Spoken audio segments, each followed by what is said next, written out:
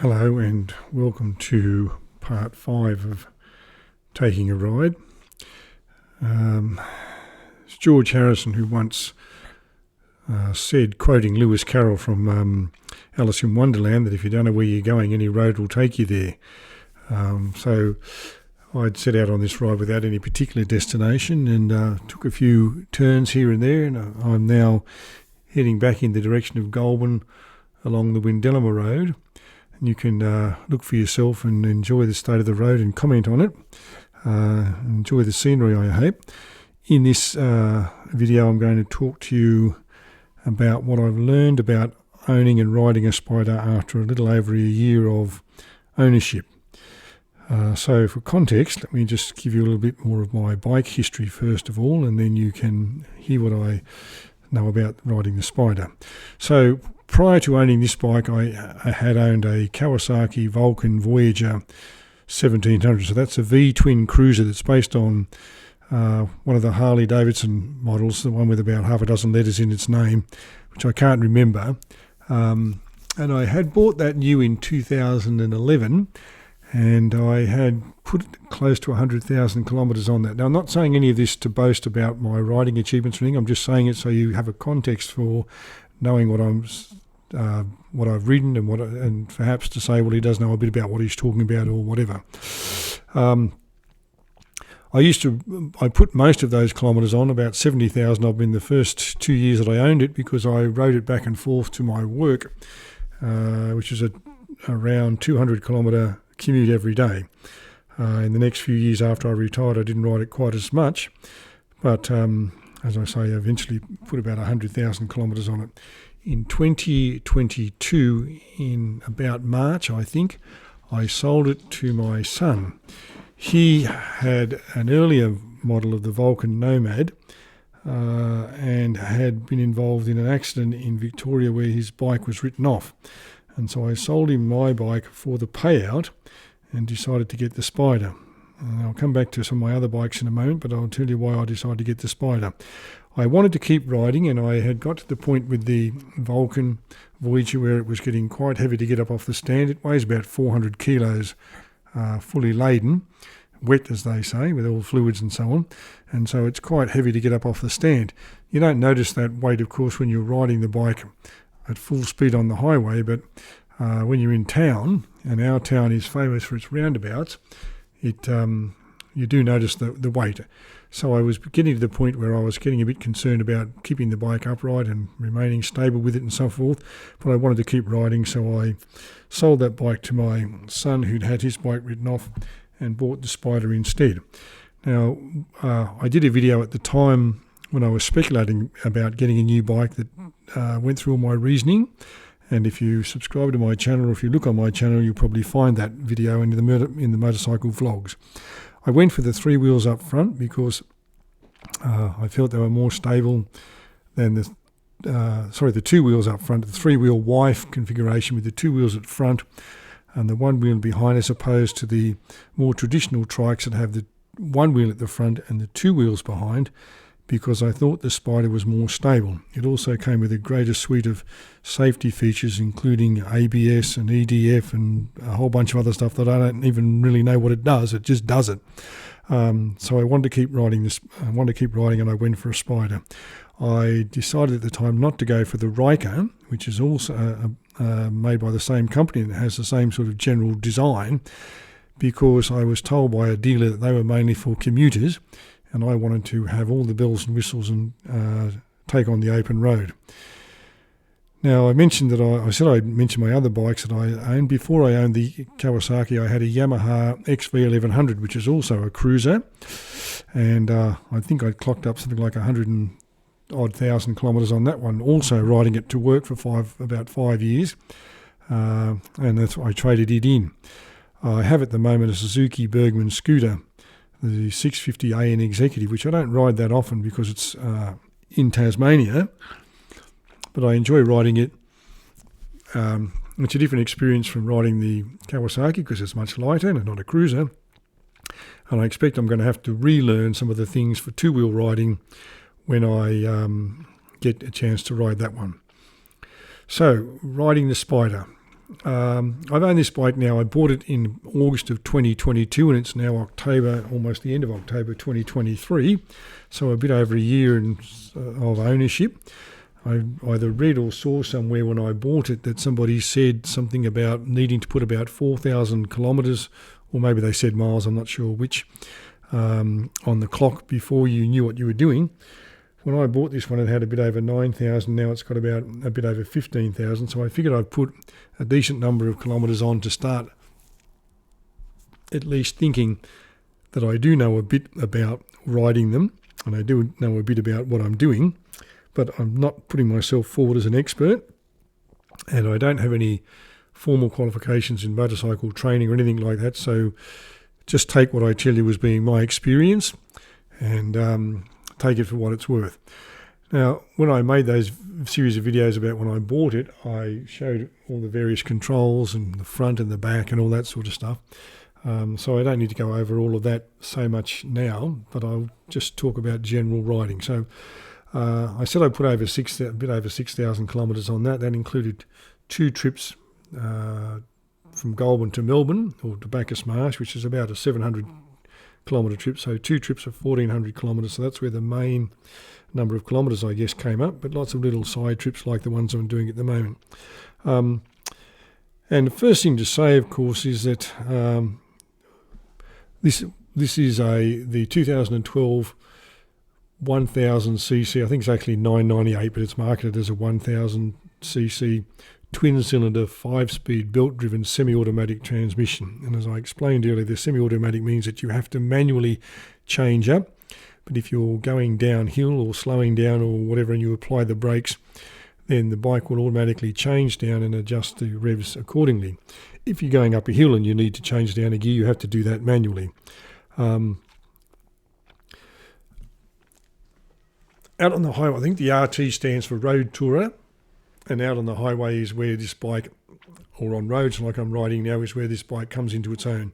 You would not buy this bike for its for your daily commute. If you wanted a 3-wheeler, you'd buy a Riker, which comes in a 600 or 900, and I think 900 Sports version. And the 600, of course, is learner legal, whereas the 900s aren't, and the Spyders aren't.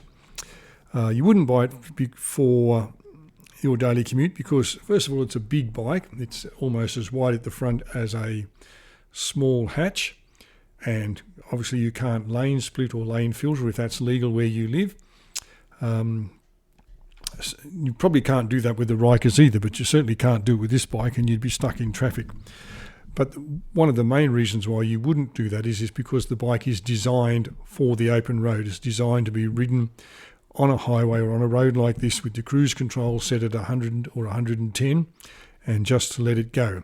When it goes, it wants to go straight, and you could probably ride it with just one finger. I don't recommend you do that, but you probably could just hold one finger on the handlebar and it would continue to go straight. Where it becomes interesting in riding these Spyders is when you turn the bike. I'm told, although I've never ridden a quad, that it's a bit like riding a quad. Obviously, you have to forget everything you know about two-wheel bikes because these bikes don't lean. They have independent suspension on each of the 2 front wheels. I think wishbones and shock absorbers or something. I don't know all the technicals of that, but they don't lean. So you can't lean the bike, but you have to lean your body into the curve or into the turn that you're making. So if you're making a right-hand turn, and when it is turning right, is when it is most not difficult, but when you've most got to know what you're doing. So the general science of it, I guess, is that when you're making a right-hand turn, the natural forces that apply to you would be those that want to push you back on the seat and towards the left. So to counter that, you have to sort of generally lean your body forward and slightly to the right if you're making a right-hand turn, and of course reverse if you're making a left-hand turn. Now it's more complicated when you make a right-hand turn because generally you are making a full 90-degree turn. Whereas when you're turning left, you often don't have to make quite as sharp a turn. And also, I think because we ride on the left-hand side of the road and because of the camber of the road, some of those features of the whatever that force is that's applying to you are counteracted. So imagine if you're going around a roundabout, for example, and if you're going to the left, you don't make a full 90-degree turn. If you're going straight through, you don't make a full turn. But if you're making a 270-degree turn, then that's a full right-hand turn. And you've really got to lean forward and I think supposing you're going right around the roundabout on a 270-degree turn. So you would lean your body forward and to the right. You would push out with your left arm and pull in with your right arm, keeping your elbow as close to your body. And that would counteract a lot of the force that's trying to push you back and off the bike. If you're doing the left-hand turn, you do a similar thing, but not to the same extent. The seat is very comfortable and the riding position is quite relaxed, and all of the controls that you need are at your thumb tips. In other words, the start button and the kill switch on the right-hand switch cluster and the throttle. That's about all that's on the right-hand side. On the left-hand side is the main controls for the music and the info screen, and also the transmission. The transmission is operated by a thumb to change up and your pointer finger at the back of the handlebar to change down. And also there's a button on the top which is marked R, and that's for reverse. And in order to get the bike into reverse, it needs to be stationary. You need to push down on the R button and push forward on the changing up lever, and it'll change into first. But the riding position is quite comfortable. The screen has a lot of movement in it, up and down. I don't know how many millimetres it is, but it's quite a lot of travel, and it's sufficient for me to have it low down at most of the time and get the full wind in my face effect. I ride with an open face. I've got a full face helmet, but I ride with the visor up so I can get a bit more airflow and a bit more oxygen. I've never eaten a bug, so I'm happy with that. But if you need to, you can put it up to its highest position and it will be just above, I think, the top of my helmet. And I'm about 177 centimetres tall. So the riding position is quite comfortable. And the mirrors are very large and give you a good view of what's behind you. I don't have any problem looking through the screen if I need to, or as I said, with it down in the low position looking over the screen. And the seat itself is quite comfortable. But I would say this, the fuel consumption is probably not great. I think about 7 or 8 litres per 100 kilometres, depending on whether you put 95 or 98 RON fuel in. I would not put E10 or 91 or any of those because it just does not return good fuel efficiency with those. I would say that you probably could, at a stretch, if you were really desperate, get 300 kilometres out of a tank, but my experience is that at about 250, riding on the highway with the cruise control set at about 100, the digital speedo showing 100, the analog speedo showing 100, and the GPS showing 100, around 100 as well, you're probably going to get about 250 kilometres before the fuel light comes on. And although you might have another 3 or 4, maybe 5, 6, 7 litres of fuel in the tank, 250 kilometres is probably about time to be getting off the bike, filling it up with fuel, taking a bit of a walk around, stretching the legs and so on. The one thing I would say in relation to the riding position is all ergonomic and comfortable and so on but the one thing I would say is that the rider only has pegs rather than boards. The pillion has boards that are adjustable up and down, but the rider only has pegs. Now I know you can get boards to bolt over those pegs. I haven't done that, but I know you can get them. And I think on later models, Can-Am or Bombardier that make them decided they would put the footboards just because they're more comfortable and there's more of an opportunity to stretch your legs out a little bit. You can, I guess, get highway pegs as well, but I haven't done all those modifications. So the seating position is quite comfortable. The screen has lots of travel. The seat is quite comfortable. I have to say I've not been a pillion, so I can't comment on the pillion seating or how comfortable it is. I had my brother on the back at one stage and he said the suspension was a bit soft, but there is a switch on the dash that you can have hard or soft suspension for if you have a pillion on the back, but I don't know if that makes any difference because I've not been in the pillion seat. The one thing I'd say, having a pillion on the back makes the bike seem a bit more firmly planted on the road. Now, by that, I don't want to give the impression that the back end fishtails or anything like that, because it doesn't. But clearly, if you're carrying another 40, 50, 60, 70, 80 or more kilos on the back, it's going to be more firmly planted on the road, and it's going to be a little bit different in its response.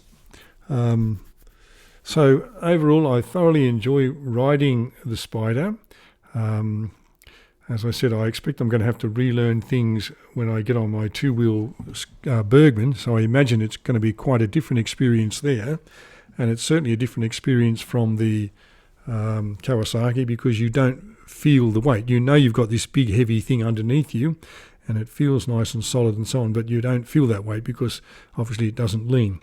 One of the really good features of this bike is it has a full reverse gear. When I say full reverse, I know, for example, that the Honda Goldwing has an electrically operated speed limited reverse, which means that if you accidentally grab the throttle while it's in reverse, it'll never go more than 5 kilometres an hour. So that's sufficient for you to back into a parking space.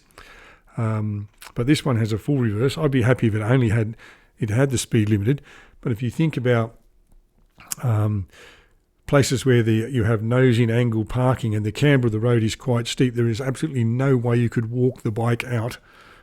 So you need the reverse gear. And everything on this bike is electrical, so if the battery fails, everything fails. So once you apply the handbrake, if the battery dies or goes flat or whatever, you just got to wait till you can get a recharge or something like that before you can get it going. You can't even take the handbrake off because it's electrical as well. All right, I think I've probably talked about all the things I want to talk about in relation to riding the Spyder this time. If you have any questions or queries, please add them in the comments. Anything else you'd like to say, add in the comments, and I will look forward to talking to you again when I'm making the next video.